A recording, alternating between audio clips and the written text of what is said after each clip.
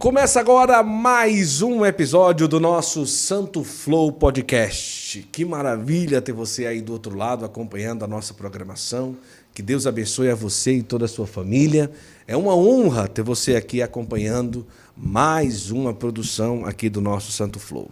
Começamos em nome do aplicativo católico número 1 do mundo, o aplicativo Hallow, e também em nome do Centro Católico Universitário Ítalo-Brasileiro. Aqui estamos no nosso estúdio, nesse oásis no meio de São Paulo, com muita honra ter você aí do outro lado. Geralmente eu falo assim, senta aqui nessa mesa, puxa a sua cadeira e participa conosco. Mas hoje faça uma coisa, traga um caderno.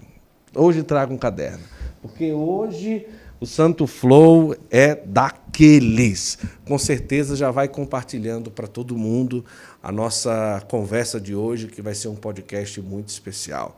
Ele já é quase sócio do Santo Flow, já está chegando aí pela terceira vez aqui, mas todas as vezes que ele senta aqui nessa cadeira, realmente a gente tem um espetáculo de episódio.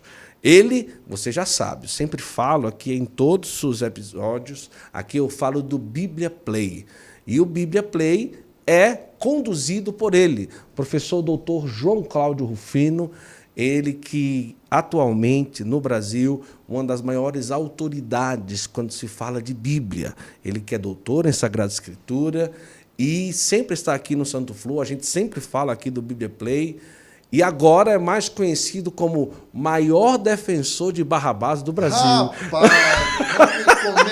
o homem já me começa colocando nas tretas. Cara, teve um corte Deus. que saiu daqui. Nossa, mas uma explicação tão massa sobre Barrabás, muito boa, cara. E algumas pessoas interpretaram, o João Cláudio está defendendo o Barrabás. Gente, daqui a pouco nós vamos falar sobre isso. Vambora. Mas João Cláudio Rufino no Santo Flow. Bem-vindo. Obrigado, estamos juntos mais uma vez. É sempre muito bom estar aqui.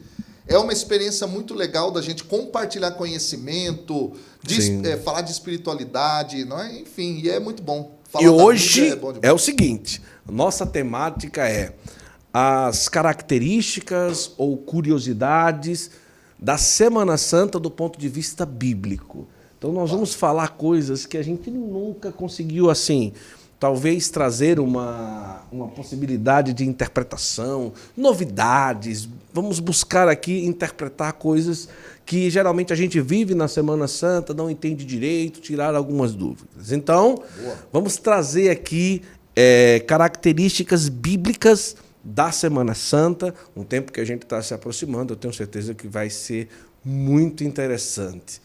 Cara, mas vamos começar com isso, cara. Bora. Como que foi essa questão do Barrabás? Eu vou tentar lembrar, eu vou tentar trazer o que eu lembro, né? Eu lembro que você dizia que o Barrabás, ele não era meio que um ladrão, mas um revolucionário. Eu lembro bem sobre isso, exato, né, e tal, né? A linha foi essa. A linha foi essa.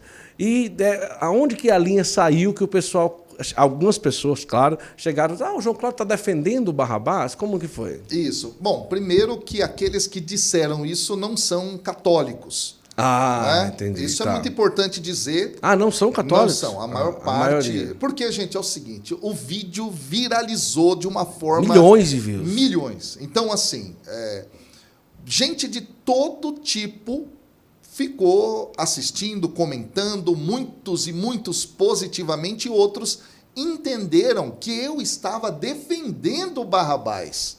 Dá para acreditar nisso? Vamos abrir a igreja do Barrabás, né? Olha o corte aí.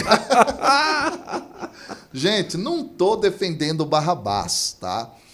Outra pessoa comentou dizendo que eu estava com uma visão antissemita. Nada a ver também. Jesus era judeu. Os discípulos primeiros de Jesus eram judeus também. Então não tem nada de antissemitismo e tal. Mas vamos lá.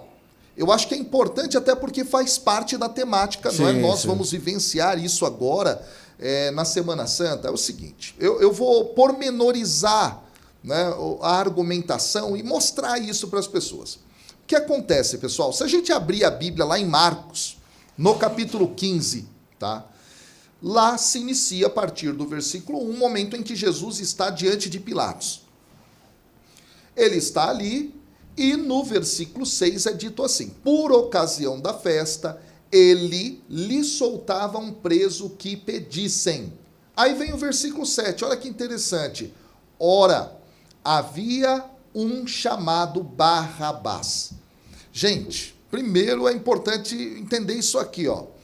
Barrabás é um termo formado por dois outros termos. Não é o nome do cara. Então, aí que está. É muito possivelmente um nome que se dá para ele como título messiânico. Ah, Isso. entendi. No aramaico, bar significa filho. Abá, pai. Bar, abá.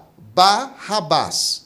Ok? Certo. Daí vem esse título. Que ele mesmo se deu esse título, talvez. Ou outros colocaram, ou era o nome dele mesmo, Tá, beleza. porque candidatos a Messias, tá? Olha só, podiam receber esse tipo de nomenclatura. Por exemplo, muitos anos depois de Jesus, um que faz uma revolta contra o Império Romano é chamado de Bar Corba. Bar, já falei, filho, Corba, estrela. Filho da estrela. Por quê? Por causa da profecia de Balaão, tá? Que surgiria uma estrela. Isso é ligado à figura do Messias, à figura daquele que vem para reinar. Então, por isso, Bar Corba. Tá? Era o nome dele? Não sabemos. Pode ser um título, um apelido, mas é uma designação messiânica. Agora, o que eu acho que é importante todos entenderem é o que é o Messias. Porque, na verdade, o que a gente tem na cabeça sobre o termo Messias, às vezes é muito distorcido. Tá? Vamos lá. O termo Messias, Guto, vem do hebraico Mashiach. A gente aportuguesou isso e ficou Messias. Qual é o significado dessa palavra? Ungido. Só isso. Quando o texto hebraico é traduzido para o grego, como é que fica? Mashiach, do hebraico no grego, Christos. Daí a gente aportuguesou e virou Cristo. Ponto. Esse era um título dado no Antigo Testamento aos reis. Tá? Também a profetas, mas sobretudo o destaque aqui é o rei. Certo. Onde nós vemos isso? Salmo número 2. Tá? Eu vou até lá o Salmo número 2 agora, para a gente poder dar uma olhada nisso diretamente na fonte. Tá? O que acontece? Esse salmo era rezado e cantado no ato de derramar o óleo sobre a cabeça do rei. É o ato da unção, tornando-o ungido.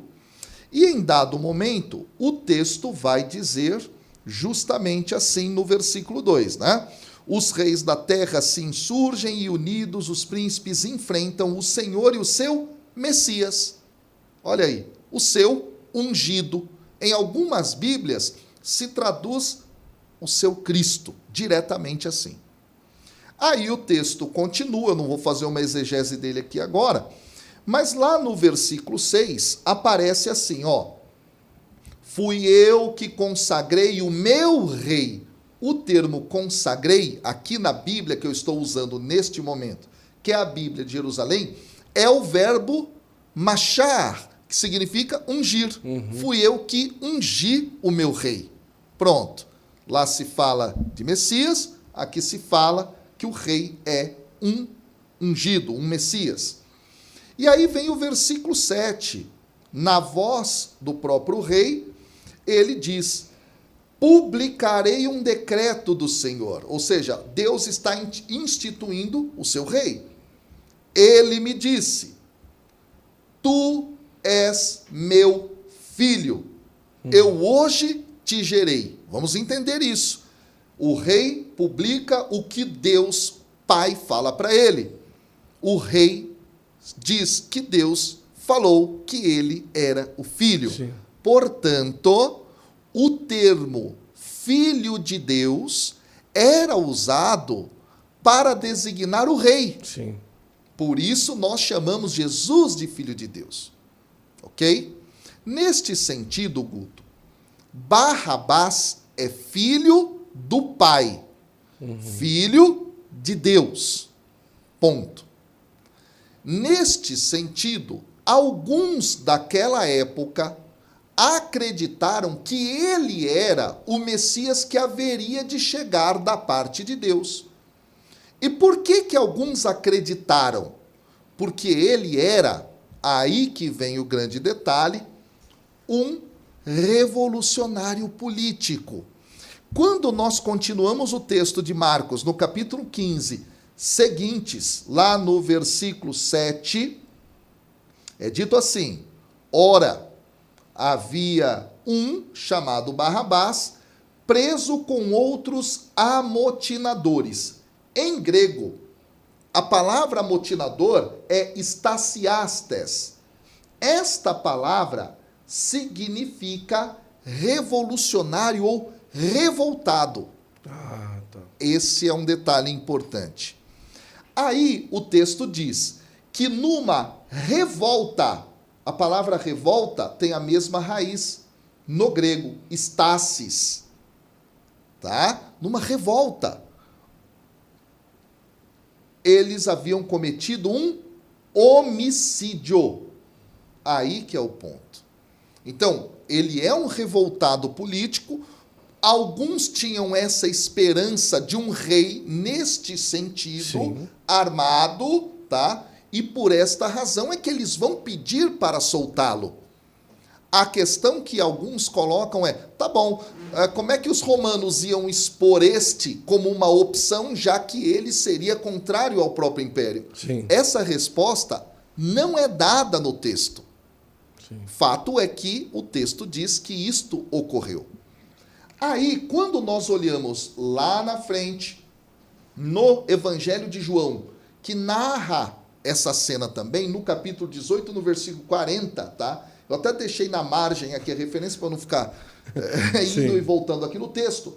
Lá ele é chamado de lestes, que também é uma palavra que, além de ladrão criminoso, também é designação daqueles que são revoltados políticos, que faziam pilhagem, que roubavam em vista de ter mantimentos ou dinheiro, coisas para a revolução que eles estavam pensando. Flávio Josefo, que é um historiador da época, ele usa o termo lestes exatamente com esse sentido. Alguém que era um revolucionário político. Então, diante de Jesus, que é um Messias, tá? Verdadeiro. Ó, pessoal, Jesus é que é o Messias verdadeiro, tá bom? Vamos lá deixar isso bem claro aqui. Mas não tinha este programa revolucionário. Sim. O que vai ocorrer, então, é que eles vão, obviamente, escolher Barrabás. Tá claro isso? Sim. Tá. Esse é o ponto. Então, Jesus, a partir daqui, então, vai ser conduzido a todo o processo da crucificação.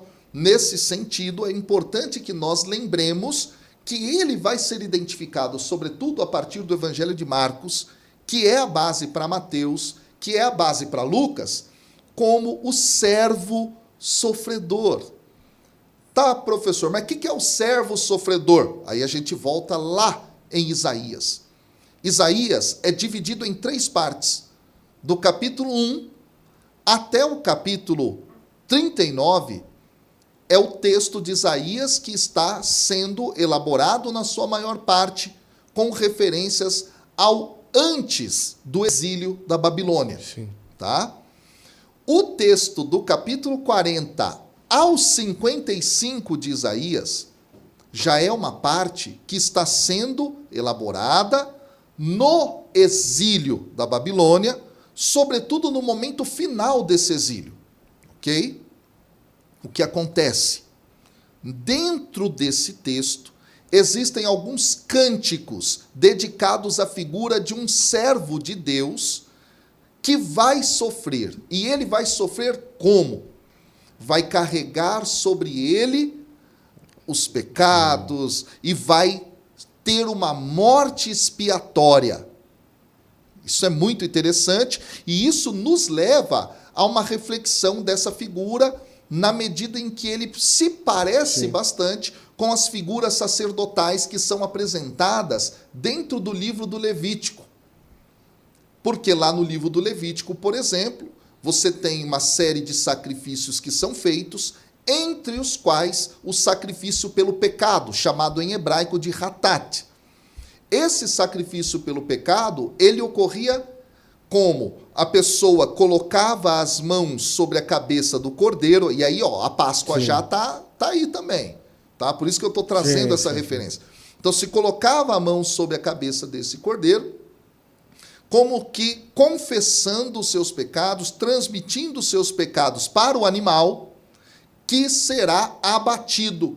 Parte dessa carne vai ser queimada, parte, olha que coisa fantástica, o sacerdote come, como se ele estivesse assumindo o pecado do povo, e depois o sacerdote faz um sacrifício por si mesmo, pedindo perdão dos seus pecados e a sua purificação. Olha só. Entendeu? Então, nesse sentido, é que Jesus vai ser entendido como esse servo sofredor, que carrega sobre si as dores, que carrega as faltas do povo, e ele vai ter essa morte, que é uma morte expiatória, porque aí nós agora vamos dar um salto na teologia bíblica, vamos para o Evangelho de João, lá, sobretudo, ele vai ser compreendido como o grande Cordeiro de Deus, que tira o pecado do mundo. Daí nós entendemos a teologia que está lá também no texto bíblico do Novo Testamento, mas é um texto mais posterior, que é o texto que é chamado de Carta aos Hebreus, que aí já é uma outra história também, se é carta, não é, sim. tá? Mas vamos chamar de Carta aos Hebreus, que é o que todo mundo comumente conhece. Lá Jesus vai ser mostrado de forma muito profunda por uma teologia que o afirmará como o sacerdote, o altar e o cordeiro, que realiza um sacrifício perfeito pelo pecado de toda a humanidade, ao mesmo tempo também que esse sacrifício diz respeito a uma comunhão com o Pai e daí por diante. Tá? Caramba, é muito interessante. Nossa, o professor João Cláudio dá uma aula assim, né, cara? É impressionante, viu, cara? É isso muito daí. bonito, né? Então você não defendeu Barrabás. Eu não defendo Barrabás. E ele também não era um bonzinho, também, E como também as pessoas... ele não era bonzinho, e também ele não era o verdadeiro Messias. Isso. Teve gente que falou, é isso mesmo, Barrabás é o verdadeiro Messias. Eu falei, Jesus, esse povo... Ele tá era um viajando. candidato, ele era um cara Era que... um cara que se apresentava como Isso. Messias, porque na época de Jesus... Era contra o... Ele tinham era um outros revolucionário. Era, existiam com certeza, outros. com certeza. Existiam outros que diziam, eu sou Messias e tal. E vinham com seus programas Isso. messiânicos.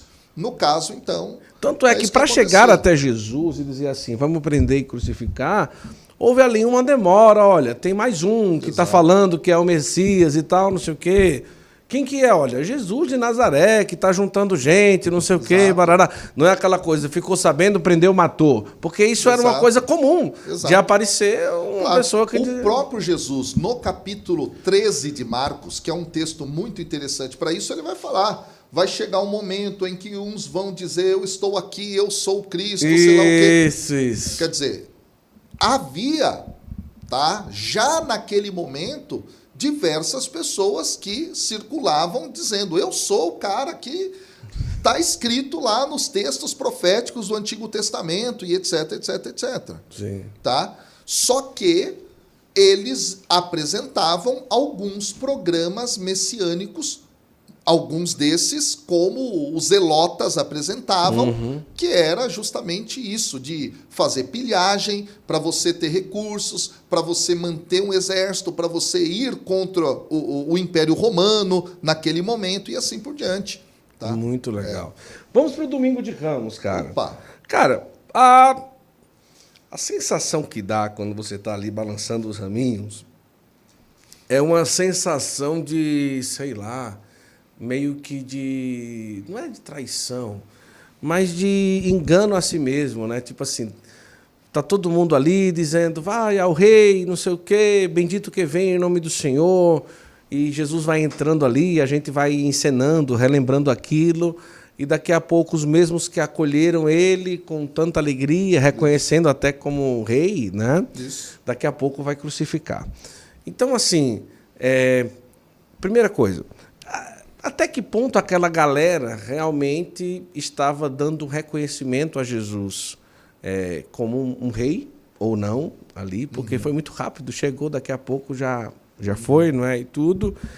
E essa aclamação de Hosana, ela é uma expressão de você realmente aclamar alguém que seria o rei, que seria o Messias. De onde veio aquela força expressiva tão grande Perfeito. de acolher Jesus ali, daquela maneira, naquela entrada triunfal ali em Jerusalém? Perfeito, perfeito. Quando a gente olha para o texto bíblico, tá? Os 4 evangelhos testemunham essa entrada de Jesus, com nuances distintas, ok? Vou partir do texto de Mateus, é o que está aberto aqui, eu já estava com ele aberto, mas a gente poderia ir para o de Marcos, que são textos paralelos. Tá? Sim. O texto começa pós o evento que ocorre, está no capítulo 21 essa entrada. O evento que eu estou fazendo referência é o evento anterior na cidade de Jericó. Então, para você que não conhece a geografia do lugar, quando você sai do norte do país naquela época para chegar até Jerusalém, você vem por um dos caminhos mais comuns, beirando o Rio Jordão, que desce lá de cima até cá embaixo, tá? Porque você tem água, você tem como levar animais junto com você naquela viagem, etc, etc. E Jericó fica como a última parada para chegar até Jerusalém. Tá? Por essa razão, Guto, aqui no capítulo 20 de Mateus, se você pegar lá no versículo 29, o texto fala de 2 cegos em Jericó. O texto paralelo de Marcos fala que lá em Jericó foi um cego só, no caso Bartimeu, no capítulo 10, no versículo 46. Aí seguintes, tá? Lá é dito assim. Mas o que acontece? O autor do texto já está nos preparando para aquilo que ele quer mostrar com a entrada triunfal. O que é que estes cegos gritam? Filho de Davi, tem piedade de mim. Filho de Davi é um título messiânico. Ou seja, ele está reconhecendo que Jesus de Nazaré é o Messias que vai ser enviado. Esse é o ponto. Neste momento, então, existe o processo da cura. Daria para a gente comentar muita coisa interessante aqui, inclusive a partir do próprio texto de Marcos, né? Onde se fala de Bartimeu. Daria para falar de Jericó antes de Jerusalém no texto de Lucas, mas a gente vai ficar aqui.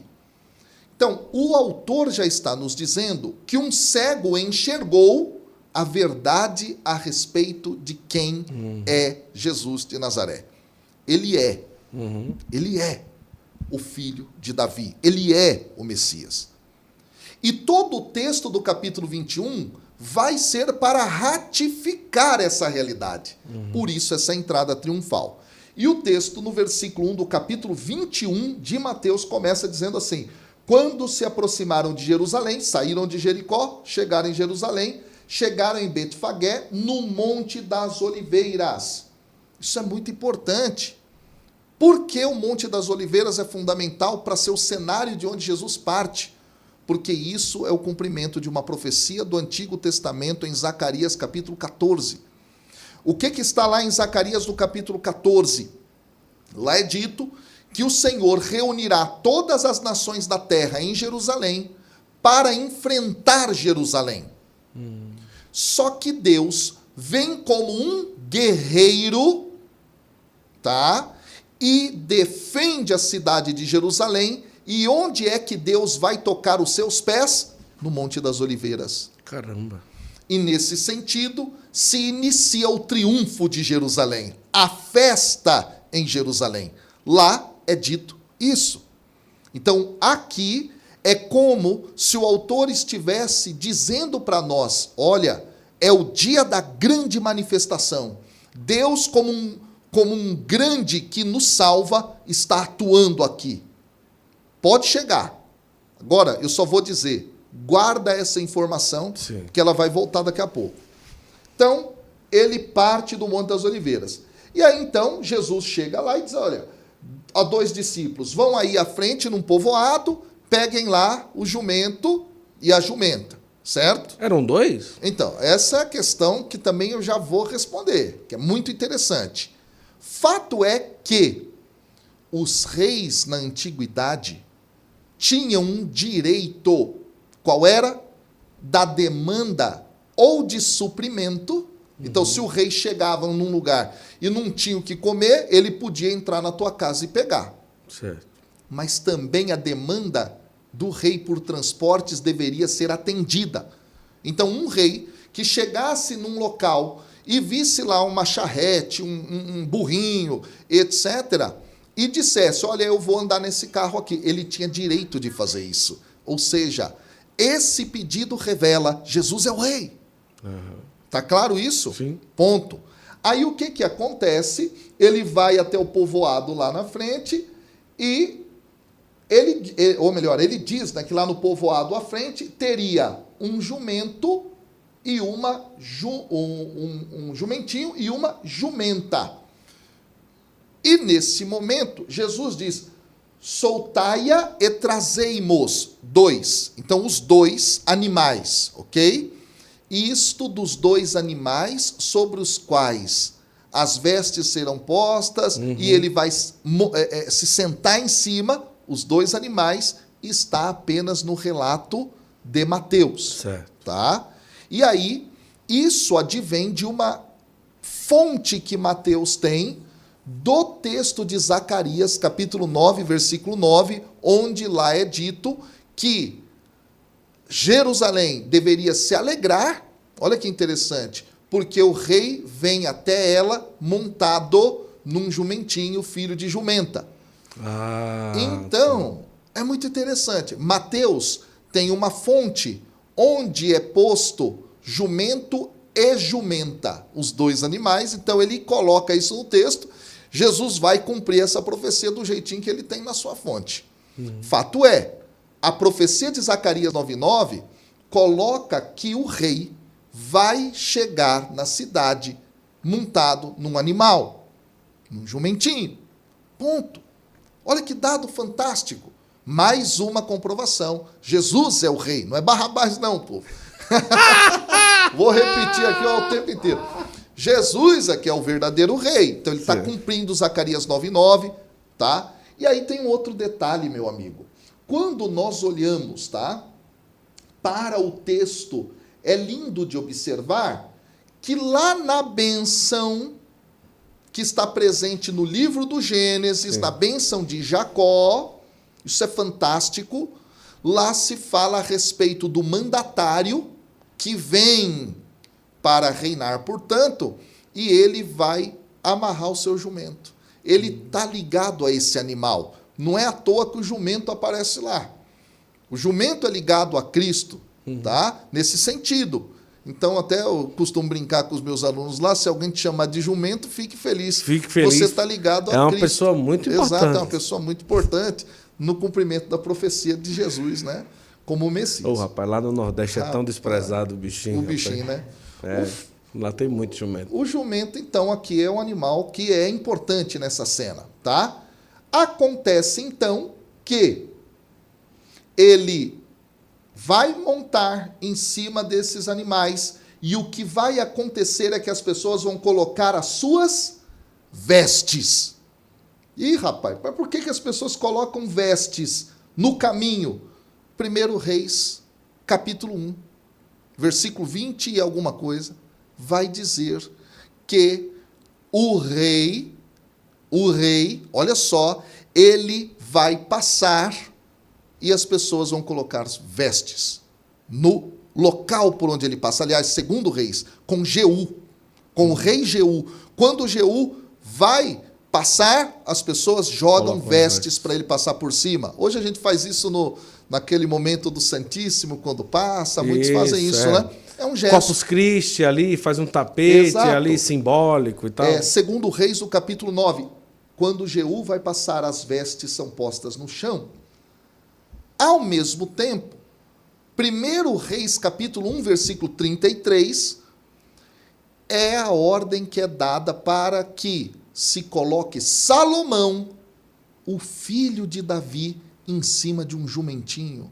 Olha. Então não é à toa que anteriormente, lembra o que eu disse? O cego chama Jesus Filho de Davi. Filho de Davi. Olha. Então tudo isso é uma comprovação de que Jesus é o Messias. Então ele entra ali com um reconhecimento direto de rei. Exato. Exatamente.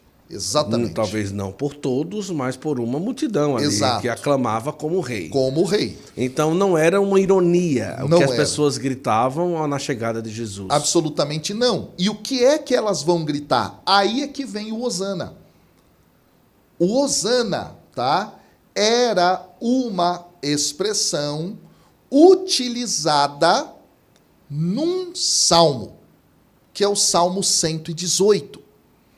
Quando a gente vai lá no Antigo Testamento, no Salmo 118, isso é maravilhoso, Guto, tá?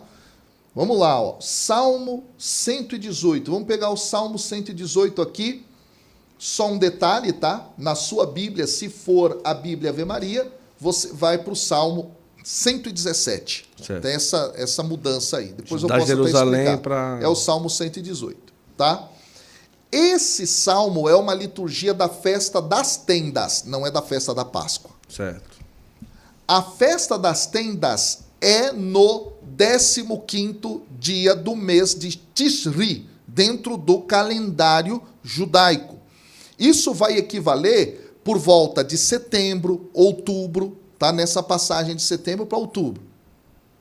Nesta festa se celebrava a chegada do Messias, que quando isso ocorrer, eles vão construir tendas. Olha que coisa fantástica. Então, os evangelistas, quando colocam que o povo cantava o Salmo 118, estão tecendo a teologia, mostrando que aquelas pessoas acreditavam que o Messias havia chegado. Que o Messias tinha chegado. Então, eles fazem uma mistura aqui de um elemento de uma festa, que é a festa das tendas, que ou era dos uma tabernáculos. Festa de aguardo pelo Messias, de aguardo da chegada pelo Messias, e tal. de Deus que vem para morar no meio do seu povo, Sim. Lembrando, não é, o antigo tabernáculo. Isso é algo maravilhoso. E aí, no meio desse salmo, tá, quando eles estão subindo para Jerusalém, acontece então, lá no versículo 25, tá assim, ó. Ah, Deus, dá-nos a salvação. Em hebraico, Roshi Aná. Na é uma partícula que designa urgência. É como se fosse um agora. Sim. Tá? Aqui o tradutor colocou esse A no início como essa interjeição. E o verbo é um verbo imperativo, tá? Que é o verbo yachá, que é o verbo salvar. Então, salva-me. Inclusive, lá está na primeira pessoa do singular. Isso é muito interessante. Mas salva-me agora. Seria, então, Roshi Aná. É isso que significa Hosana. Hosana é um clamor. Salva-me. E era cantado no Salmo. Só que é interessante, porque na liturgia da festa das tendas, o sacerdote circulava 7 vezes em torno do altar, proclamando esta expressão, olha só, de forma triste. Olha só, de forma triste. Porém, com o passar do tempo, esta expressão começa a ser entoada também pelo povo, mas com esta esperança messiânica. E daí, então, é possível dizer que essa é uma expressão de felicidade. Alguns vão até extrapolar nesse sentido, dizendo que é uma expressão de louvor, como que estamos clamando a você a salvação, porque reconhecemos que você é o Messias. Então, Hosana vai virar essa exclamação alegre, tá? Ao longo do tempo, quando ela vai sendo transformada. E aí é muito bonito. Por quê? Porque é isso aqui que está sendo entoado na entrada de Jesus. E o mais interessante, olha o que vem no versículo 27. Então, só uma coisa, então vamos lá. Salva-nos agora, Hosana ao nosso rei. Então, Ou seja, salva-nos, rei. É uma atualização. Salva-nos. É isso. Está atualizando ali. Exato. Você é o rei, salva-nos. Isso. Hosana ao rei. Não é? O grito de clamor ao rei. É essa a ideia. Tá? Essa é a ideia basilar da coisa. Agora, olha que interessante, meu amigo, o que está colocado aqui no texto, no versículo 27 do Salmo 118. Formai a procissão com ramos. Porque na festa das tendas se faz até hoje, pelos judeus, uma procissão com ramos. Nesse caso se faz até hoje pelos até judeus? Hoje, esperando hoje. o Messias. Quer dizer, os judeus que não são... Isso. Porque existem judeus que acreditam que Jesus seria o Messias, não? Sim. Pedro, Tiago, João. Não, mas hoje? Também. Porque é interessante observar isso, não é? Alguns judeus que ouviram o evangelho acabaram dizendo, reconhecendo Jesus é o Messias. E passaram então a assumir dessa forma seriam a fé os judeus em Jesus. Messiânicos? Nem sempre, alguns são até católicos. Entendi. Porque judeu é parte de um povo, na verdade. Entendi. Então existe alguém daquele povo que adere àquela fé. Entende? Entendi. Esse é o detalhe. Então, o Salmo 118 é colocado pelos evangelistas como esse salmo, não é, de reconhecimento, portanto, daquela multidão de que Jesus era o Messias. Isso é fantástico, isso é maravilhoso. E aí, então, eles vão dizer, bendito o que vem em nome do Senhor. Olha só, bendito o que vem em nome do Senhor. Essa expressão denota exatamente que esse Messias está chegando em nome do Senhor, o Pai. E aí, voltando, Hosana ao filho de Davi. Olha como as coisas vão se encaixando, né? Daí que eu sempre digo que para compreender a Bíblia, é fundamental você ter o contexto histórico, cultural, teológico, literário. Isso é muito importante. Olha como o texto agora entra nos nossos ouvidos e vai até o nosso coração, né? E aí diz lá, Hosana no mais alto dos céus. Por quê? O clamor subiu. O clamor subiu. Ele chegou. Está aí, é o Messias, com ramos nas mãos. E ele entra e toda a cidade de Jerusalém estremece. É interessante, porque na Bíblia aqui de Jerusalém está agitou-se. Só que no grego o verbo é muito específico, é o verbo seió. Ele significa um tremor, como um terremoto. E é muito interessante aqui, porque na hora que lá na frente Jesus está na cruz e ele morre, o que acontece? O mesmo verbo aparece. Ou seja, na entrada em Jerusalém, e ele agora já fora de Jerusalém, quando ele morre, na entrada e na saída, o tremor acontece, é a confirmação que ele é o Messias.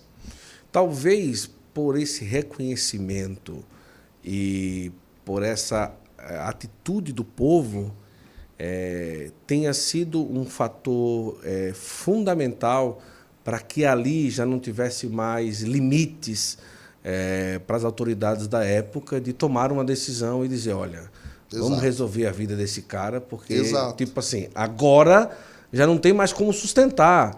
Já aclamaram realmente ele como rei. Como rei. Exatamente, essa é a ideia. Tipo assim, entra e, cara, pega esse cara porque não tem mais jeito. Exato. Chegou a hora de resolver o problema, porque todos não, mas aclamaram ele como rei. Né? Então, e aí dá todo o processo da prisão de Jesus e tal, aquela coisa toda. E aí é que vai começar todo o processo. Por quê? Aí que é interessante. Porque se você que tá assistindo a gente aqui agora, não é? Eu falo isso, é muito bonito, Guto. Quer conhecer todos os dias da última semana de Jesus, antes da sua morte, você pode encontrar isso na Bíblia. De uma forma muito bem organizada dentro do Evangelho de Marcos. A Semana Santa, ela tem uma estrutura que se encontra na Bíblia. Na Bíblia, tá? Muitas pessoas não têm essa informação, isso é fantástico. Onde encontrar a Semana Santa dia a dia na Bíblia? Você tem a curiosidade de querer saber o seguinte, olha, o que Jesus fez depois do dia de Ramos lá? O que ele fez na segunda, na terça, na quarta, na quinta, na sexta, tal? Marcos traz isso detalhadamente. Em Marcos já tem uma sequência nele mesmo. Exato. Não precisa pular de um livro para outro. Ali você tem em Marcos ali. Essa questão de pular a gente pode conversar daqui a pouco. Mas em Marcos já se tem. Em Marcos isso está bem claro. Legal. Tá? Se você pegar, por exemplo, olha que legal isso. Se você pegar Mateus, capítulo 21, tá? Versículo 1, começa o domingo. Tá. Jesus entra triunfal, depois ele expulsa os vendilhões do templo. Olha a Semana Santa de Jesus como é que é, tá? E aí, então, no versículo 18 do capítulo 21, está escrito de manhã. Ou seja, se antes foi domingo, agora é segunda. Capítulo 21, versículo 18. Aí, eu tô olhando em Mateus. Mateus tem uma estrutura, mas ele pula. Deixa eu pegar em Marcos aqui, tá? Eu estava falando para vocês aí de Marcos. Sim. Então eu vou para Marcos aqui, ó. Olha que fantástico isso, tá? Então em Marcos, pessoal, é o capítulo 11, tá? Então desculpem-me aí, eu tava olhando aqui no Mateus. É no capítulo 11. No versículo 1, começa o domingo no capítulo 11. Certo. A sequência é a mesma. Ele entra... tá? Triunfante, lá em Jerusalém, tal. O povo canta, a mesma coisa. Aí, no versículo 12, nós temos assim, no dia seguinte. Percebeu que é muito parecido com... Parecido. É muito parecido porque Mateus se baseou em Marcos. É uma das teorias que se tem, tá? Aí, a terça-feira começa no capítulo 11, no versículo 20. Lá está escrito assim... passando por ali de manhã, ou seja, já passou o dia. Sim. Então começa a terça-feira. Terça-feira é bem longa, tá? Jesus conta parábolas, Jesus fala do imposto a César, fala da ressurreição dos mortos, fala do primeiro mandamento, faz um discurso escatológico. Olha, a terça-feira Jesus foi cheia, tá? Foi muito cheia aqui. E aí, capítulo 14, versículo 1, começa a quarta-feira, onde é dito, a Páscoa e os ázimos seriam em 2 dias depois. Ou seja, quinta-feira, capítulo 14, versículo 12, no dia dos ázimos, ou seja, passou já um dia. E aí, a quinta-feira é longa, todos nós sabemos, a instituição da Eucaristia, Jesus do Getsêmani, ele é preso, tá? Tem as negações de Pedro, tudo aquilo, sexta-feira, capítulo 15 de Marcos, versículo 1, logo de manhã. Olha como ele marca. Isso é fantástico. Então pega a sua caneta aí, volta o vídeo várias vezes para você anotar tudo, tá? Aí olha só, vem então o sábado. O sábado começa no pôr do sol, capítulo 15, a partir do versículo 42, já é dito lá, a véspera do sábado. No sábado não ocorre nada na narrativa, pula-se então para o capítulo 16, versículo 1, onde é dito, passado o sábado, ou seja, o domingo, é o dia da ressurreição. Sim. Então a Semana Santa de Jesus pode ser acompanhada por todo mundo que está assistindo agora o Santo Flow. Sim. Se você quiser fazer isso rezando, a espiritualidade inteira está aí. Olha que maravilha. É muito bonito isso. Na segunda, a liturgia traz qual texto Depende do ano litúrgico? Entendi. Tá? Eu não me recordo exato Certo. se ela segue esse sistema de Marcos aqui. Sim, vamos lá. Vamos trazer aqui uma realidade, começando ali pela questão da traição de Judas. Né? Você vai defender Judas, não? Brincadeira! Meu Deus! Pessoal, eu não estou aqui para defender Judas. Nem tem beleza? Barrabás. Pronto, pelo amor de Deus, me ajuda aí, pessoal. Brincadeira. Vamos lá. Cara, uma pergunta é a seguinte. Não, eu já vi no festival de música católica um cara fazer uma música para Judas, cara. Você acredita? Olha só. Dizendo que ele era um incompreendido. Rapaz, A música, como assim, a meu música, ela foi, como chama? Desclassificada por heresia. Sério mesmo, por heresia. Mas a pergunta que eu queria fazer era a seguinte. Existe algum livro ou alguma citação do Antigo Testamento que prevê a necessidade de um traidor para que Jesus fosse entregue? Sendo assim, independente de Judas, por uma profecia ou por uma citação do Antigo Testamento, se não fosse ele, teria um traidor da mesma forma? A primeira pergunta. E se pensando nisso, se for positivo, essa consideração, a atitude dele chega a ser necessária para o cumprimento de uma profecia bíblica? Rapaz, tem muita pergunta aí, hein? E perguntas muito pertinentes, tá? Sim. Que a gente vai devagar. Para não correr o perigo de... Para não correr o risco Inocentar Judas. de inocentar Judas ou qualquer coisa e tal. Vamos lá, vamos devagar e sempre nesse negócio aí. Vamos lá. Vamos lá. O que acontece aqui, tá? Número 1.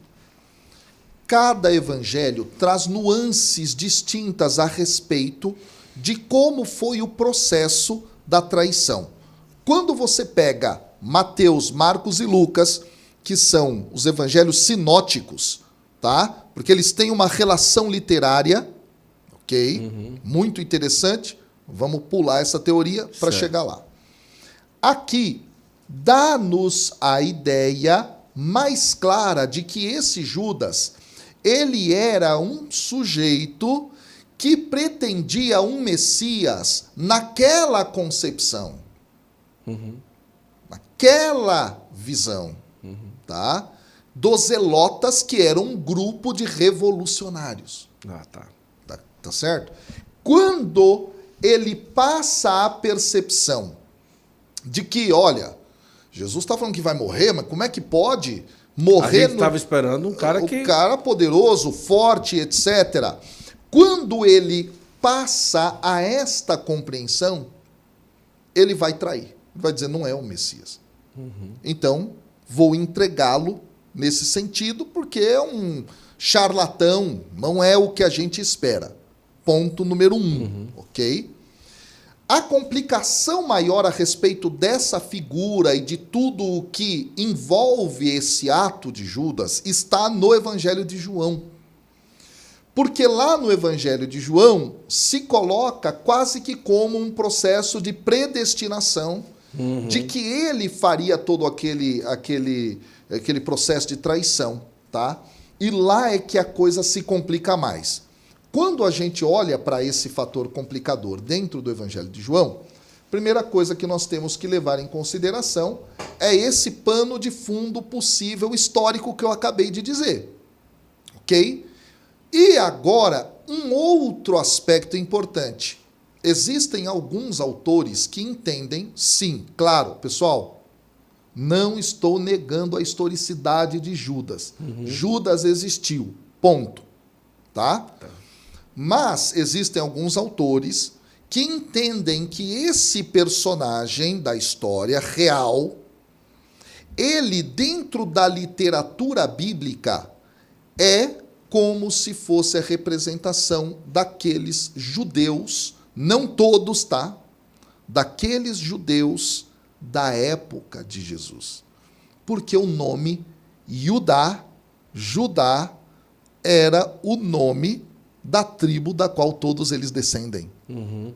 E neste sentido, este povo para o qual o Messias foi enviado não o acolheu. E neste sentido, como o Evangelho de João, olha só, fala que aquele que está na mentira, tá? Este aí é filho do diabo, e o diabo é homicida desde o princípio. Eu não estou sendo antissemita. Tá. Eu estou dando uma explicação teórica aqui, tá? Até porque outros judeus não eram assim violentos, não tinham. Sim. Era aquela liderança ali da época muito preocupada em garantir o seu poder, tá? Então me entendam bem. O que ocorre aí é, nesse sentido, ele vai ser utilizado nesta caracterização de alguém que é usado pelo diabo para ser homicida. E por essa razão, então, é que o diabo, o demônio, entra em Judas dentro do evangelho para que, aí que vem o detalhe, ele vai ser entendido como alguém necessário para a entrega de Jesus como Cordeiro de Deus, que é a teologia joanina, Sim. para o sacrifício. Percebe aí? Então ele vai representar esse grupo de judeus, ele vai ser aquele que não aceita Jesus como Messias. Que rejeita. O grupo que rejeita, nesse sentido, o grupo que rejeita está na mentira, porque a verdade a qual o texto de João faz referência no conhecereis a verdade vos libertará, é a verdade de que Jesus é o Messias. Isso também é uma outra confusão que as pessoas fazem, tá? Deixa para lá um pouco, vamos voltar o foco aqui. Porque esse texto tem que ser interpretado nessa concepção. A verdade que liberta é, Jesus é o Messias. Mas o que é essa libertação da verdade? Aí tem que ir lá para o capítulo 8 do Evangelho de João e ler lá, e depois ir lá atrás no texto de Êxodo, na lei sobre o escravo, para poder entender. Nossa. Eu posso até explicar se quiser, porque isso é fantástico. O que significa isso, né? Mas daqui a pouco. Então, nesse sentido, já na narrativa joanina, quem não aceita está na mentira, quem está na mentira é filho do diabo, age com as obras dele. É isso que ocorre, então, e aí nós entendemos isso na figura de Judas dentro do texto de João. Tá? Como aquele que vai levar para o sacrifício, só que o motivo de levar para o sacrifício o cordeiro é o fato de que ele não acredita que esse cordeiro seja o Messias. Ah, entendi. Então, aquela tese de que algumas pessoas falam que o Judas cumpre aquilo que qualquer um, que um teria que fazer, como se dissesse assim, ele fez o que um teria que fazer. Então, ela não é bem assim, não é? Tipo, querendo ou não, o Judas ele tem a sua culpa, o seu erro e a sua negação, ou melhor, Sim. o seu não reconhecimento Exato. a Jesus. Ele não reconhece, não é falta de compreensão nem nada.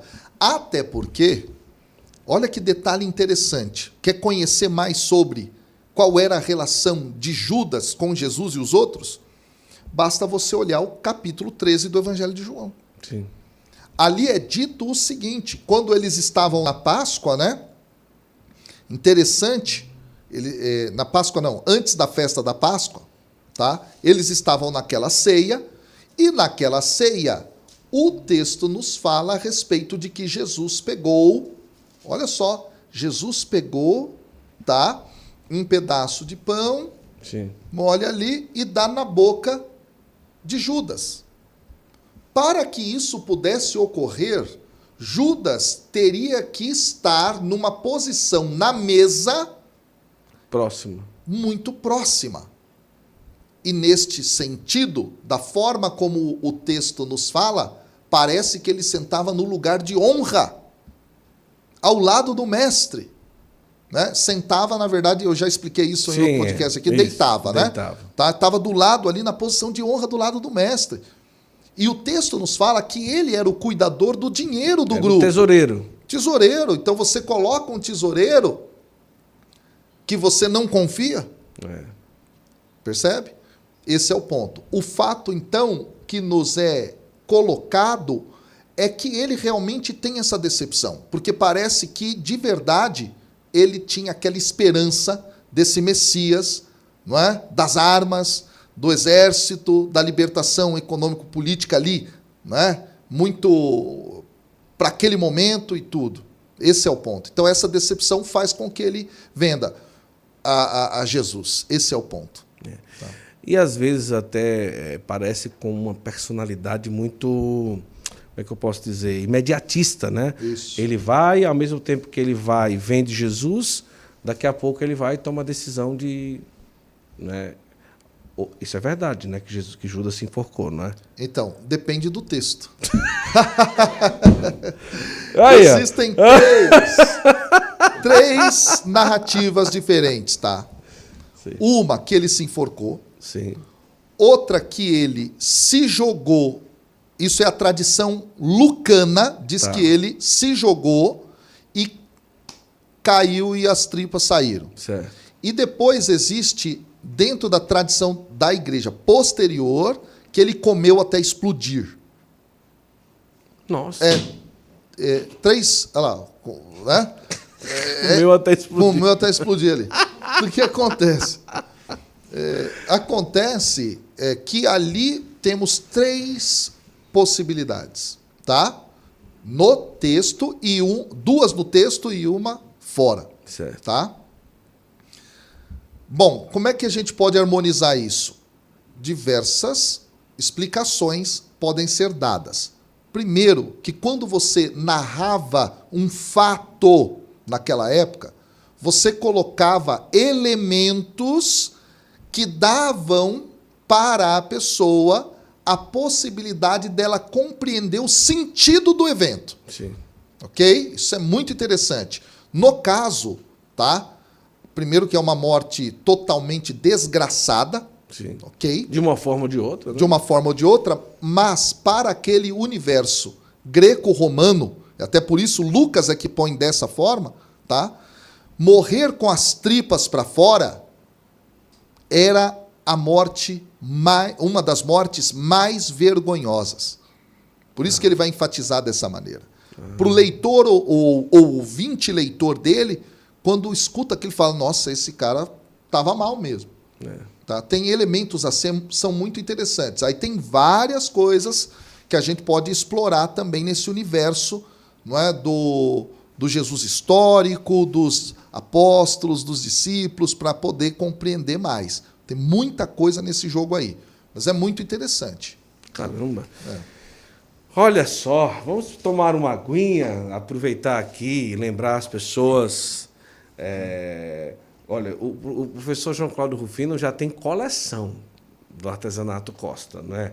Quais as que você já tem? Você lembra lá? Não? Meu amigo, a que eu mais gosto foi aquela que na primeira vez você Sim. me presenteou aqui com Coração de Jesus. Coração de Jesus. Aí depois foi a Nossa Fica Senhora, lá, eu isso, acho, não foi? exato. Para fazer. É. E dessa vez você vai levar aqui o tão desejado São Miguel. Rapaz. Isso aqui é para o seu escritório, ó. Maravilha. Lindíssimo. Olha né? aí. Eu vou colocar no lugar de honra lá, com certeza, viu?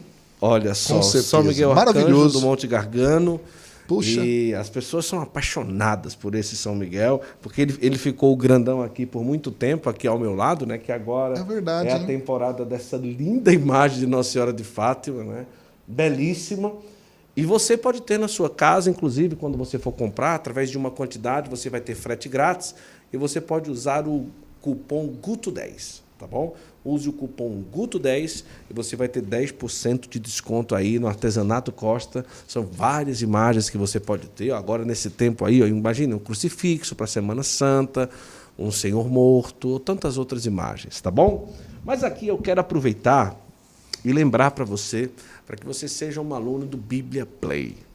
Olha só.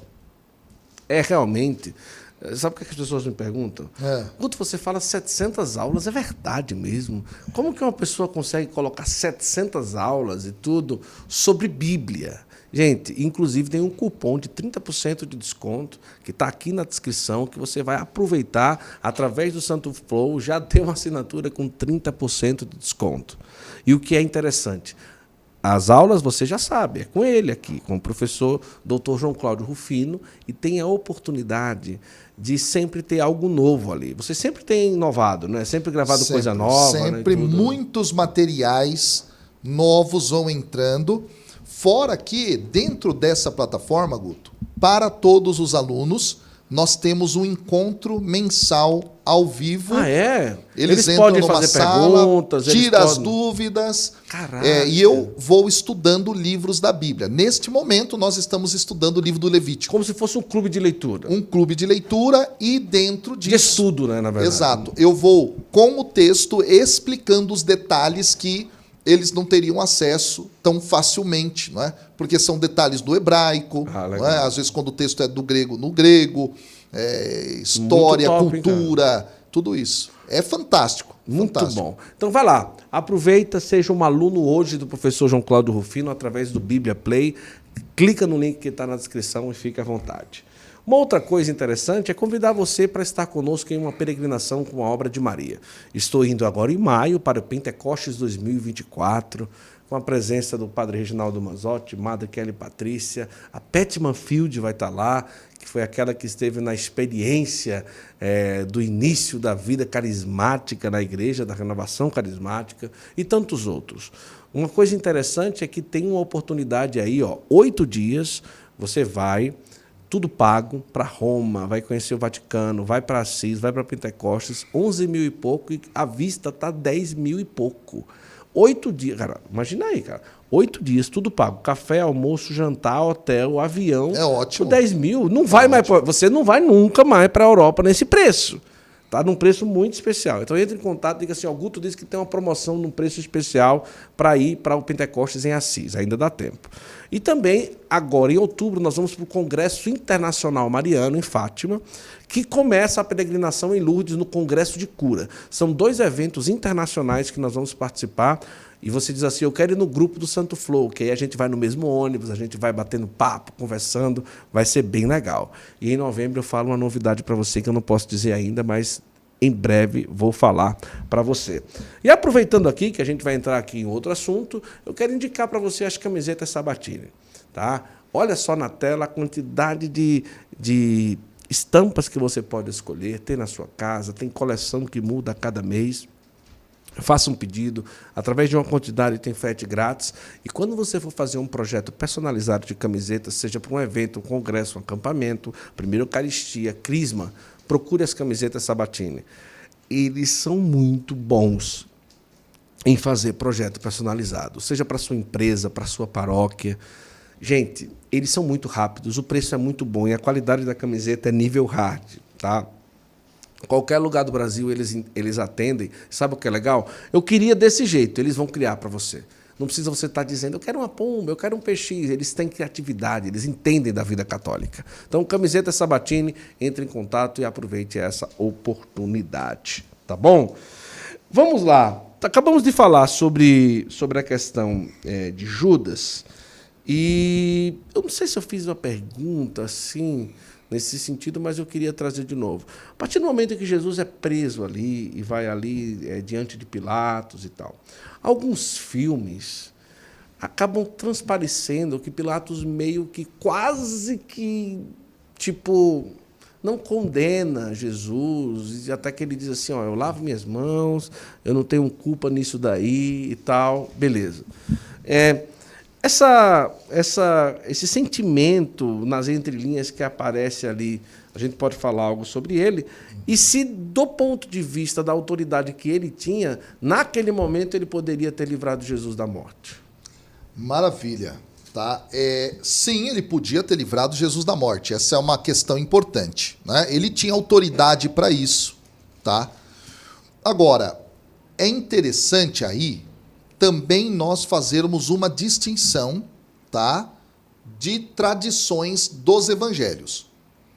Quando nós olhamos nos sinóticos, ele vai aparecer como essa figura, tá? De autoridade, que é procurada por estes da liderança do povo daquela época, aqueles que não aceitavam Jesus como Messias, tudo para fazer com que Jesus fosse condenado, não é? Como alguém que estava contrário, por exemplo, ao Império Romano. Daí é interessante até.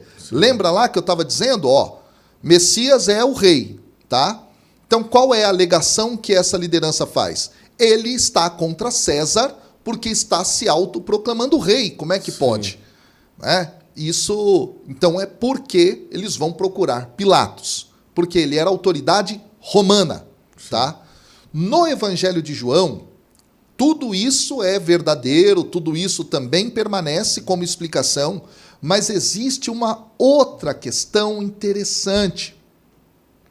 Quando nós olhamos o relato da paixão em João, parece que quando João escreve, ele tem na cabeça, Guto, isso é fantástico, o ritual de intronização de um novo rei.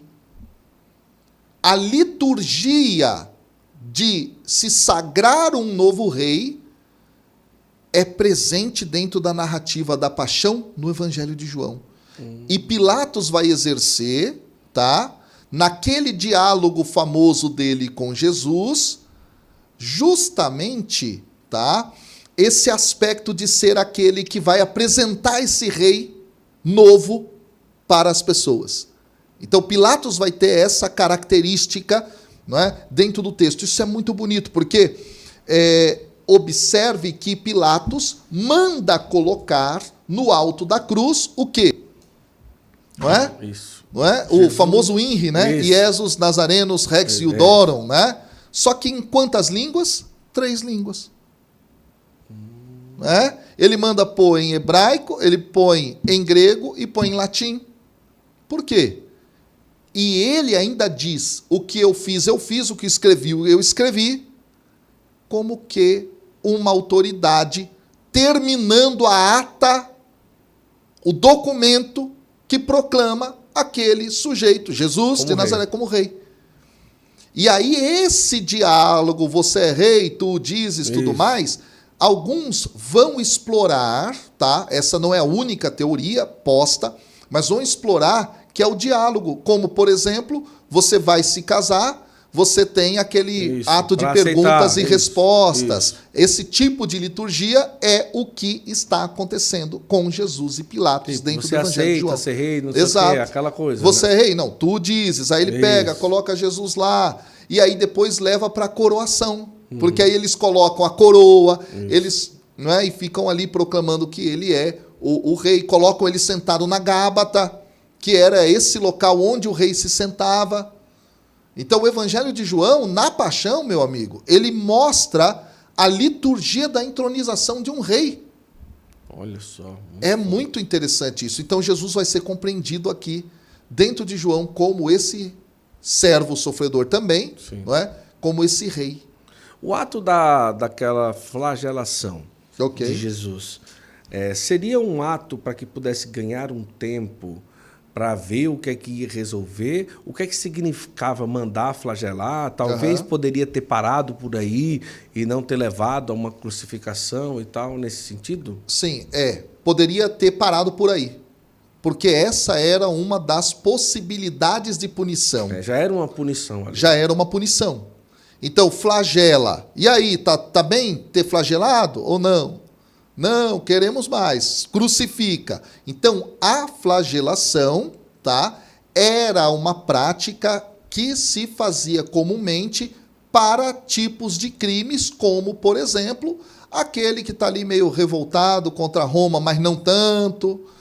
Não é? Mas a pizza é grande. Exato, a pizza é grande, meu amigo. Pelo não, amor de ele Deus. não está tanto. São as 40 chibatadas menos um ali que o sujeito leva, né? Com um chicote que na sua ponta tinha cordas. Sim. E nas pontas das cordas, geralmente ossos ou algumas bolinhas, que quando você batia nas costas de alguém, aquilo arrancava a carne junto quando voltava, né?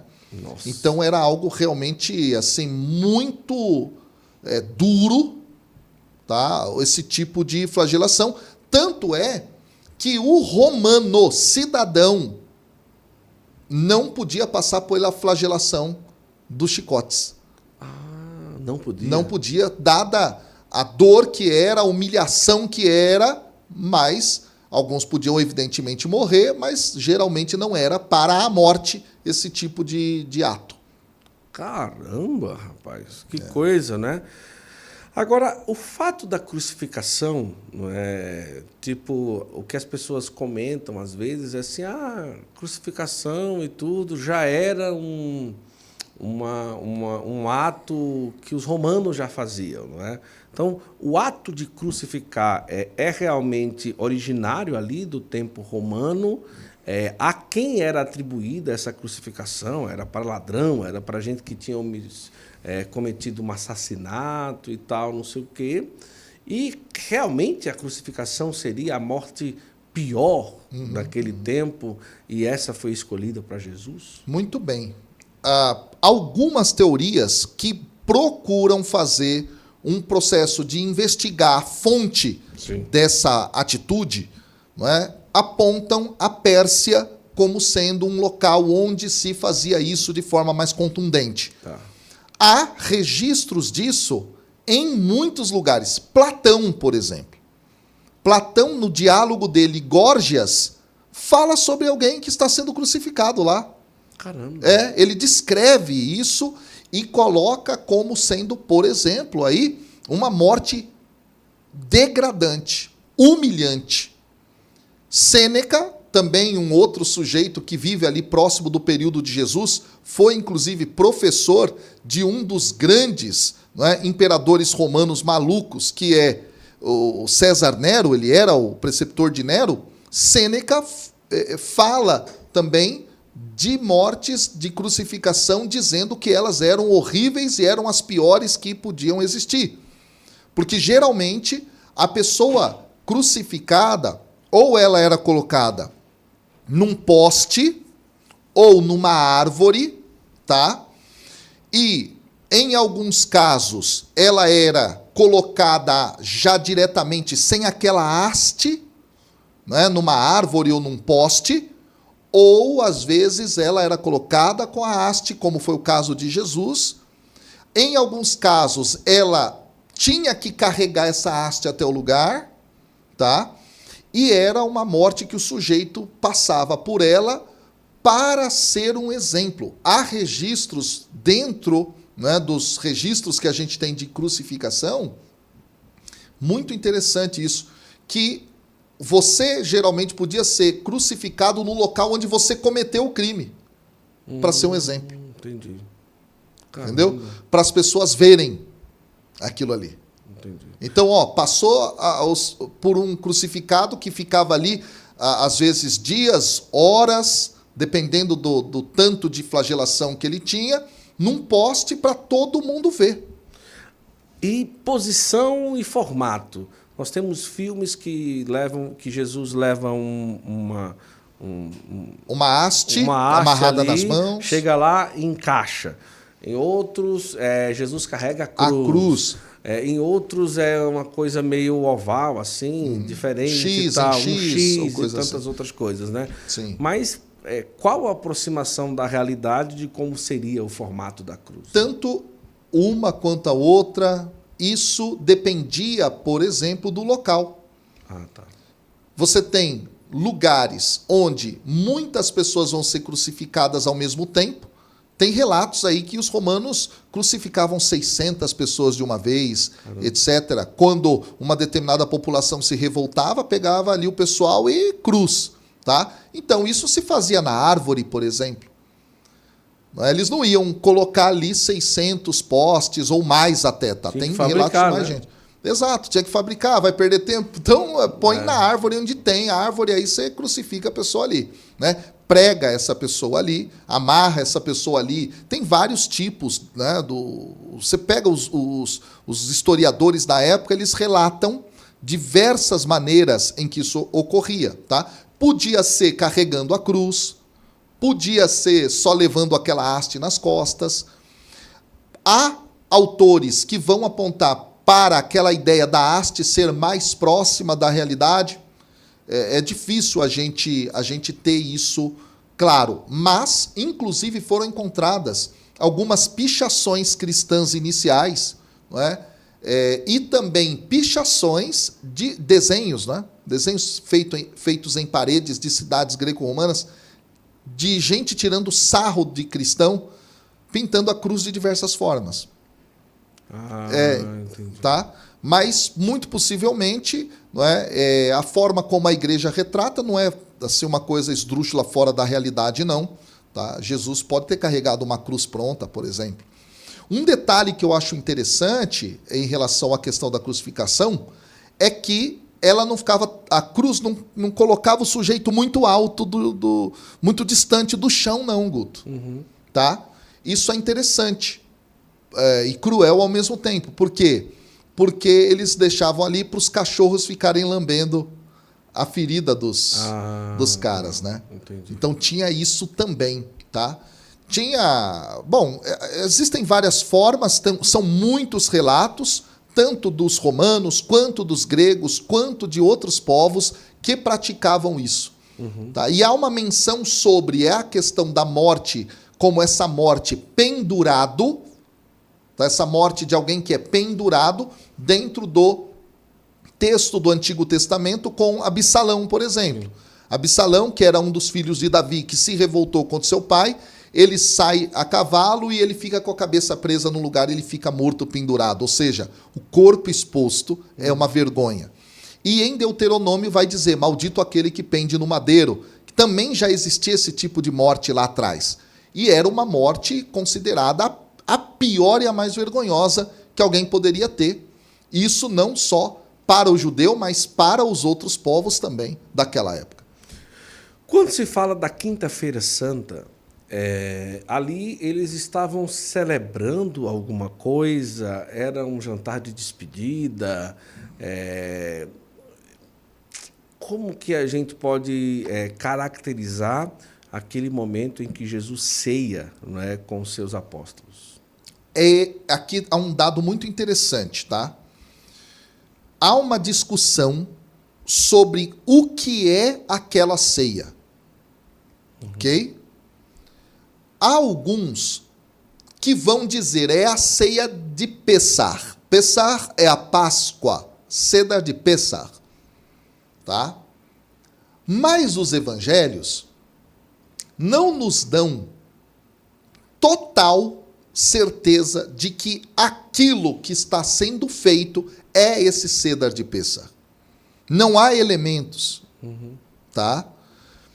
O detalhe interessante aqui é que quando a gente olha para a tradição bíblica, dentro de Lucas, por exemplo, parece ser uma ceia diferente, no sentido de ser algo que inaugura realmente uma atualização da aliança e até uma nova aliança, no sentido de, olha, o que eu estou fazendo com vocês é único. A nova e eterna aliança, toda aquela linguagem, tem autores que vão por essa linha. Quando você olha o Evangelho de João, é muito claro que não é o Seder de Pessar, é muito claro. Não é? Por que razão? Olha que interessante. Quando você pega o capítulo 13, versículo 1, tá? E só para quem quer estudar a última ceia em João, começa no capítulo 13 e termina no capítulo 17. Tá? No 18 é Jesus já sendo preso, no Getsêmani. O texto fala, versículo 1 do capítulo 13, antes da festa da Páscoa, ou seja, não é o Pêssar, porque o Pêssar é celebrado na Páscoa. Tá? Isso é muito importante. E daí existe uma discussão muito grande, inclusive Ratzinger, tá? Quando escreve o Jesus de Nazaré, Papa Bento XVI, tá?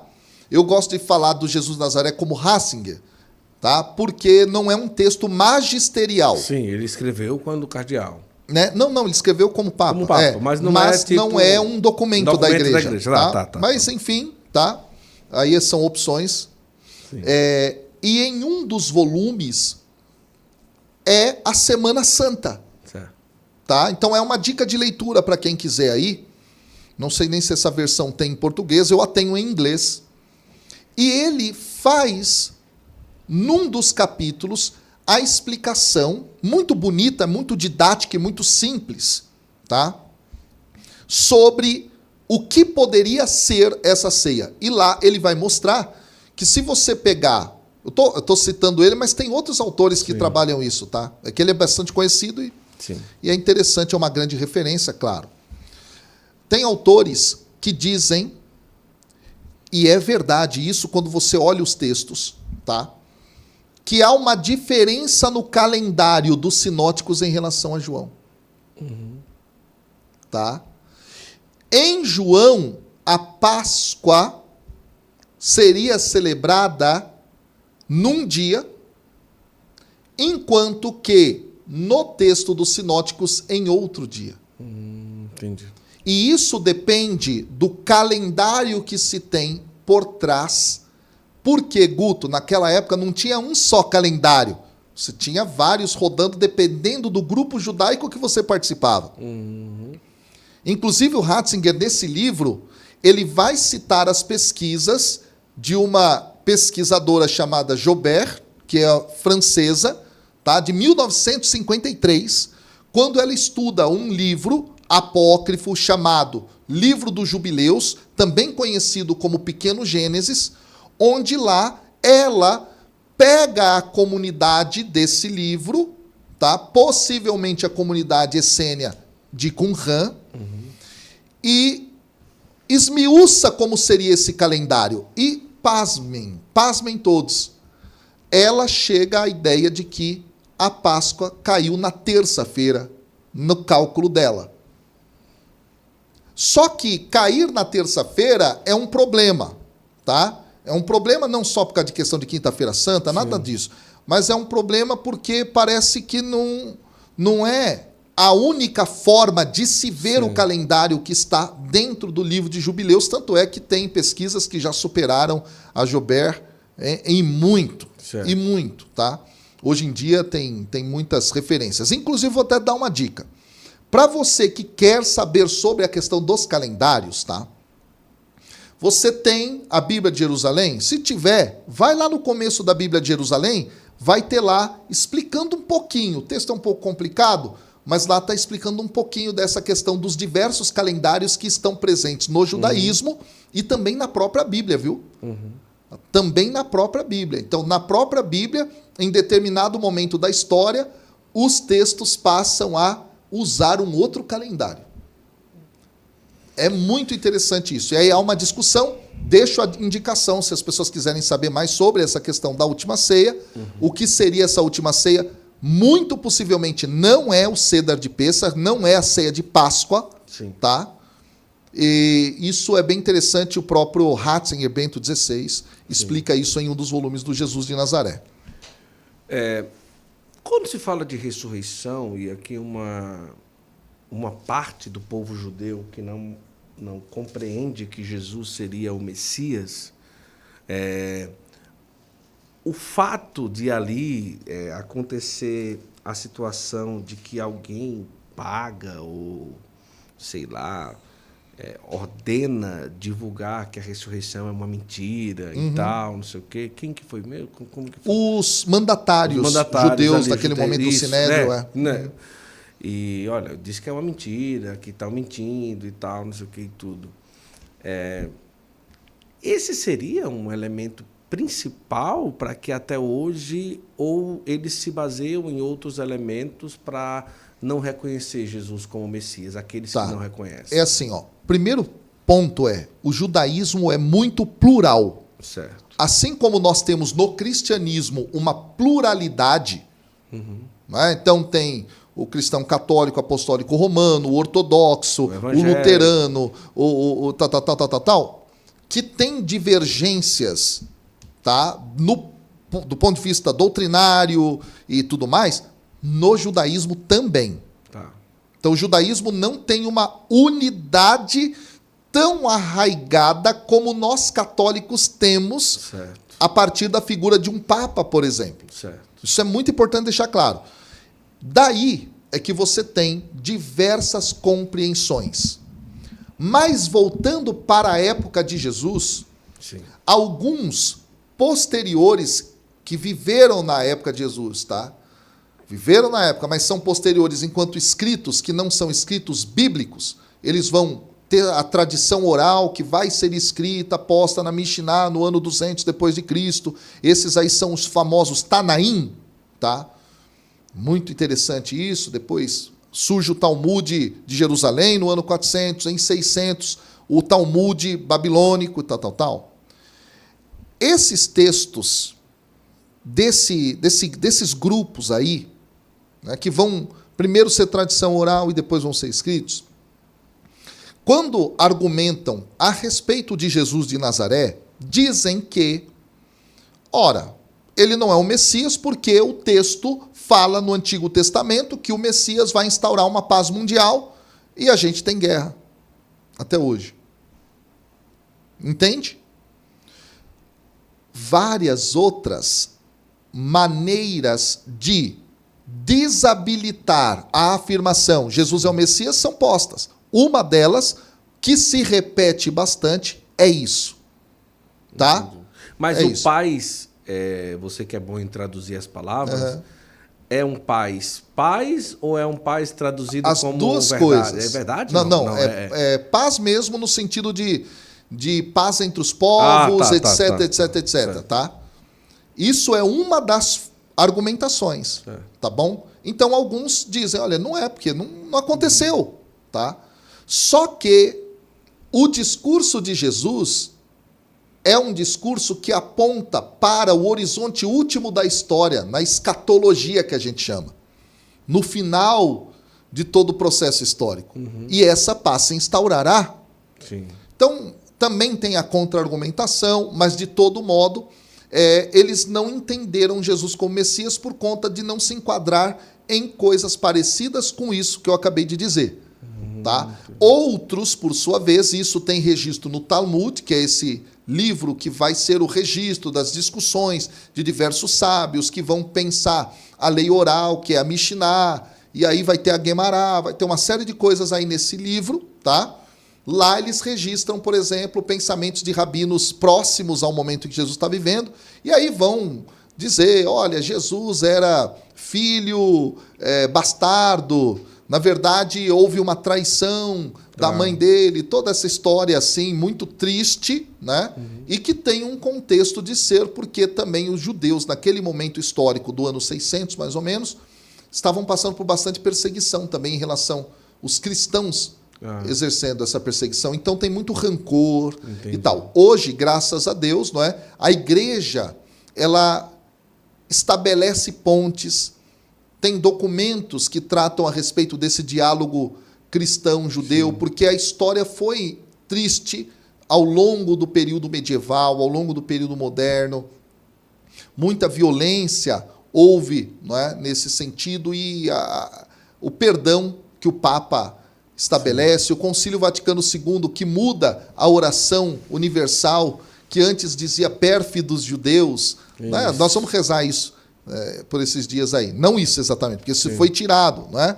Mas se reza pelos judeus, reconhece que eles são o povo da promessa, da aliança, e nós, enquanto igreja, somos esse Israel alargado para toda a humanidade, para todos os povos.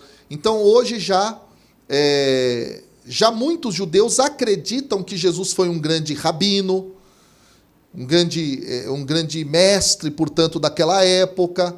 Tem judeus que estudam Jesus com o maior respeito possível, tá? Tem autores judeus que escrevem coisas maravilhosas a respeito de Jesus, sabe?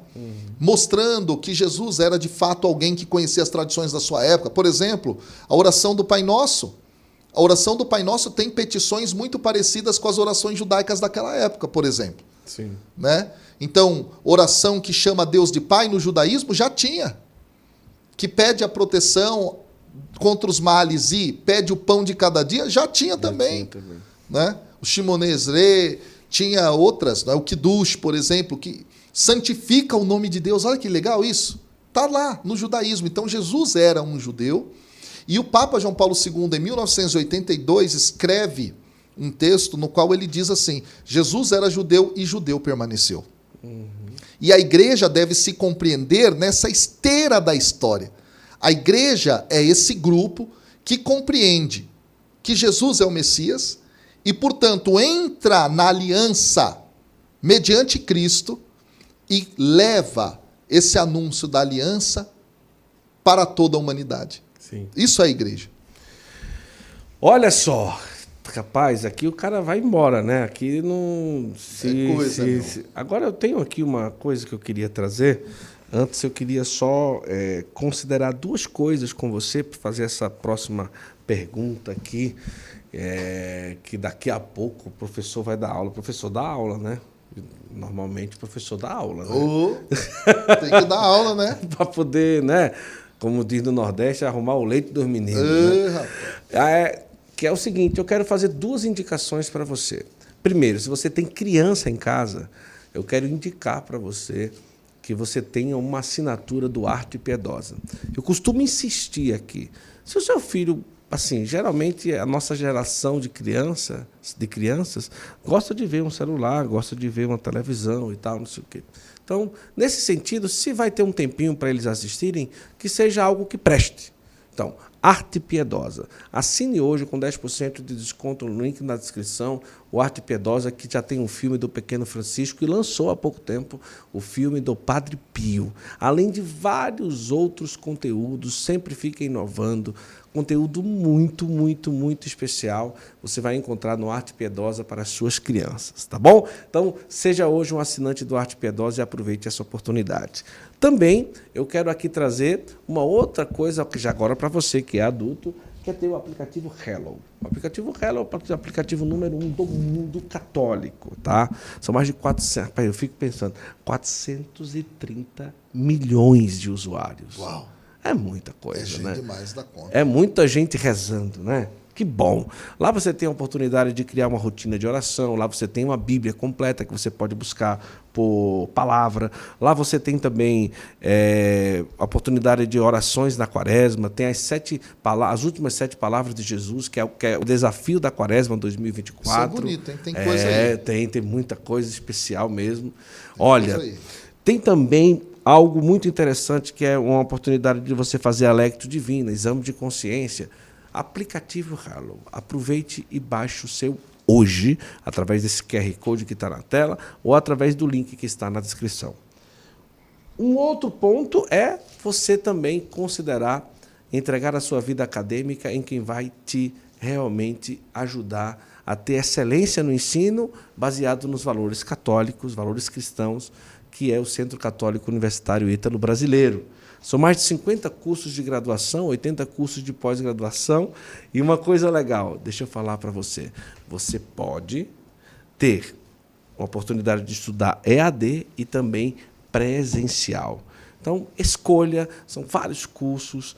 E uma coisa interessante, todos os cursos com uma base no cristianismo, no catolicismo. Então, nós temos cursos aqui muito especiais, com excelência de qualidade, e você tem a certeza que vai estar entregando a sua vida acadêmica a quem vai cuidar bem disso daí.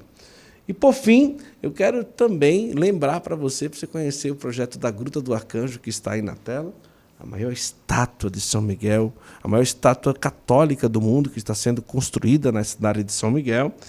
E o melhor de tudo é você poder contribuir para isso. Então está aí o telefone na tela. Se você é devoto de São Miguel Arcanjo, você pode deixar um pouco de você nessa grande construção em honra a São Miguel Arcanjo. E também conhecer São Miguel. Vai lá, chega lá, você diz, eu vim porque o Santo Flow pediu para eu vir aqui e me convidou para conhecer aqui a cidade de São Miguel Arcanjo. Professor, estamos chegando aí. Rapaz, passou rápido. Na Bíblia aqui, que tem coisa demais para falar. Tem muita. É inesgotável, pessoal. É verdade. Muita coisa bonita. É verdade. Tem, né? Você estava mexendo em que aí agora? Então, é o seguinte, como você falou, né, dessa parte relacionada, né, às frases de Jesus. Sim. Eu queria revelar um segredo muito bonito sobre isso. Ah, legal. Boa parte das frases de Jesus na cruz são salmos. Olha só. Tenho sede. É É um salmo. Sim.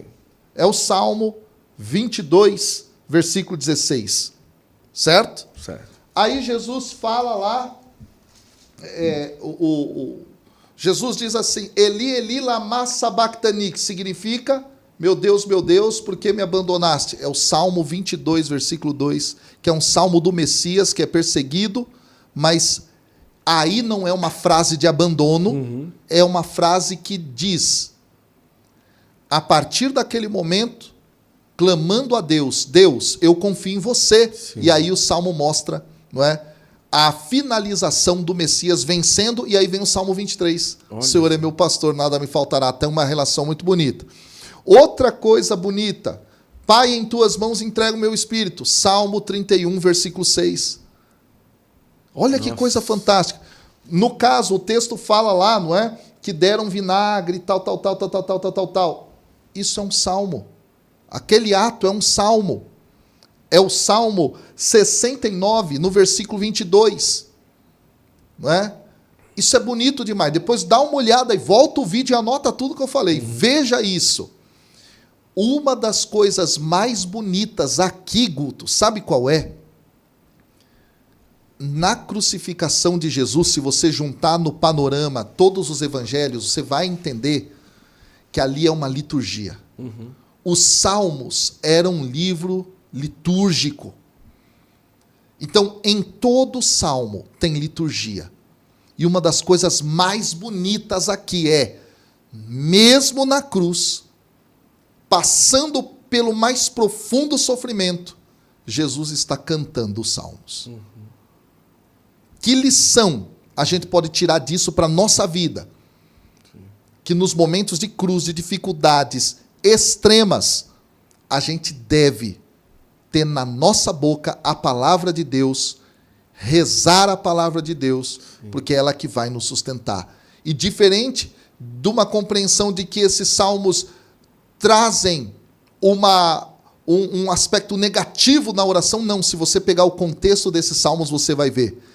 É alguém que sofre, mas clama e Deus vem e o atende. Daí nós entendemos a ressurreição de Cristo. Era isso que eu ia trazer aqui, só para tirar uma dúvida, porque a partir do momento em que Jesus é proclamado rei ali, a gente falou sobre isso e tudo, não é? O sepultamento de Jesus é um sepultamento relacionado a uma pessoa normal daquela época, ou características daquele sepultamento ainda se estende algo diferente da normalidade de alguém que era sepultado naquela época? Rapaz, tem muita coisa aí. Tem muita coisa aí, tá? Eu vou pincelar alguns elementos desse jogo do sepulcro. Certo. Tá?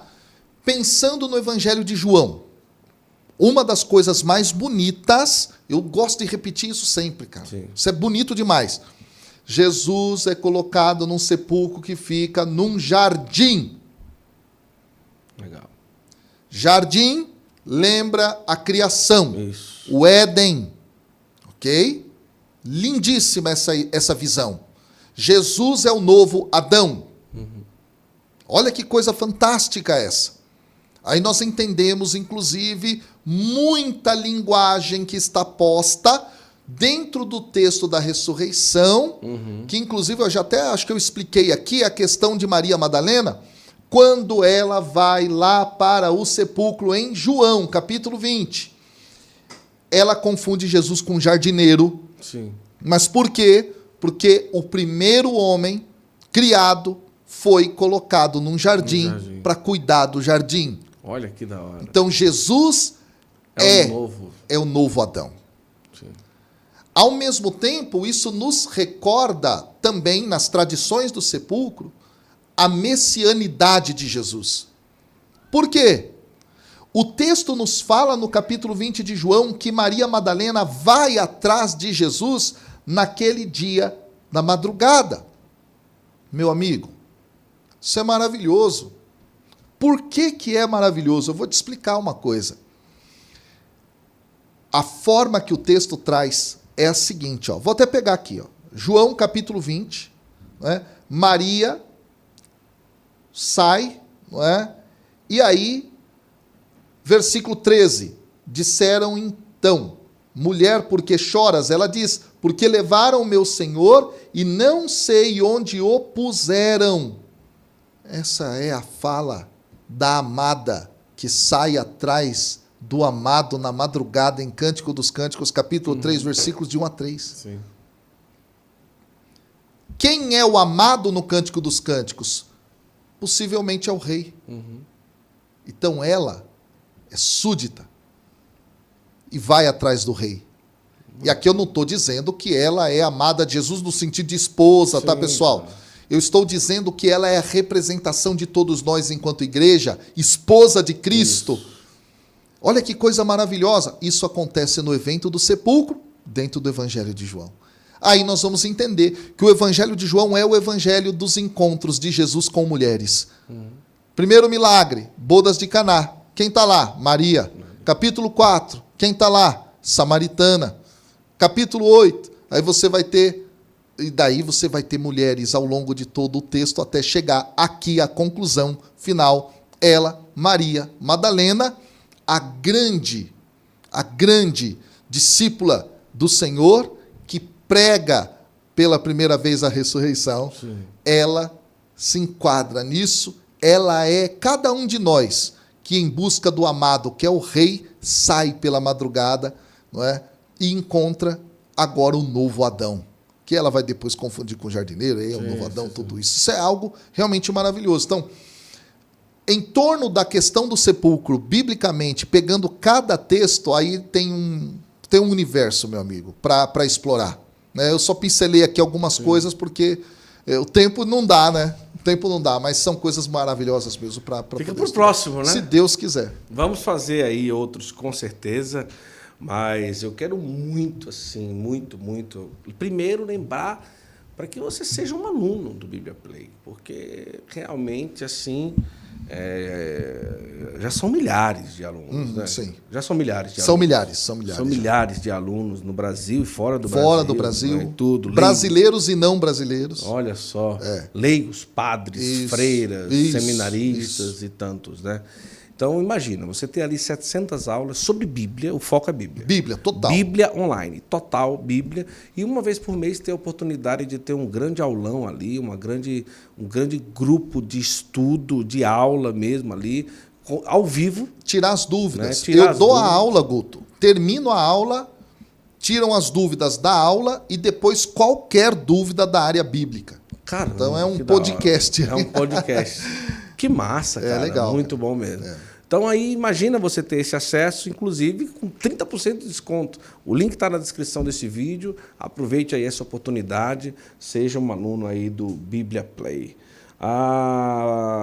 Cara, quero muito agradecer a generosidade de você estar aqui de novo. Eu que agradeço. Lhe peço permissão de lhe chamar outras vezes. Tamo junto. Para que a gente possa trazer aí esse conhecimento tão especial sobre a Sagrada Escritura. E vamos ver aí, marcar um outro sobre outros assuntos e tudo. Tá se aproximando aí. Pentecostes, Corpus Christi, tem tantos assuntos. A minha tese de doutorado foi o Pentecostes. Opa, então vamos fazer um aí sobre Pentecostes e tal. Tem muita coisa aí pra gente falar. E muito obrigado mesmo, cara, por ter vindo mais uma vez aqui. Muito obrigado, eu que agradeço. E vamos evangelizar o povo, né? Vamos lá. É isso aí. Vamos lá. Gente, João Cláudio Rufino tá chegando a 100 mil seguidores no Instagram, cara. Caramba, que top, hein, cara? João Cláudio Rufino, né? Isso. E no YouTube? João Cláudio Rufino, mesma coisa. João Cláudio Rufino, a mesma coisa. E o site é o Bíblia Play. Isso. Mas tem o site João Cláudio Rufino? Não. Tem, mas ele... o site mesmo é o Bíblia Play. Isso, exatamente. Mas encontra nas redes sociais, nos links que nós temos na bio, por exemplo. Ou no canal do YouTube, lá tem o link também para a pessoa que quiser, né? Certo. Mas aqui vai ser colocado também o link. Sim, então. tá colocado. Então segue lá se você ainda, porque ele produz muito conteúdo, não só para o Bíblia Play, mas para o YouTube, para o Instagram. E tem produzido muito conteúdo, o pessoal tem trabalhado muito, e isso é uma grande alegria, ter conteúdo aí de qualidade com o professor João Cláudio Rufino, tá? É verdade que eu fiquei sabendo que tem possibilidade aí de alguma coisa sua aqui na ITRA ou alguma coisa pensando aí Não, pro futuro? tem. É sim, verdade tem, mesmo? Tá no forno. Ah, é? É. Seria uma pós? Alguma coisa? Uma pós-graduação. Que legal, Top. cara. Vai ser legal demais mesmo. Muito bom. Então Tá no forno, tá no vamos forno. esperar sair do forno aí. É isso aí. A você que esteve conosco, eu quero muito agradecer. Quero lembrar que aqui no YouTube está tudo aqui para você assistir a partir de amanhã.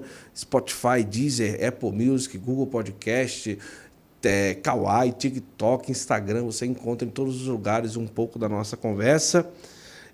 A você que esteve conosco, muito obrigado. E até o próximo Santo. Ficou com gostinho de quero mais. Eu sei que ficou. Eu sei. Eu também, cara. Eu também. Apesar de ter sido quase 2 horas de conversa, né? Mas a você que esteve conosco, até a próxima, se Deus quiser. Tchau, tchau.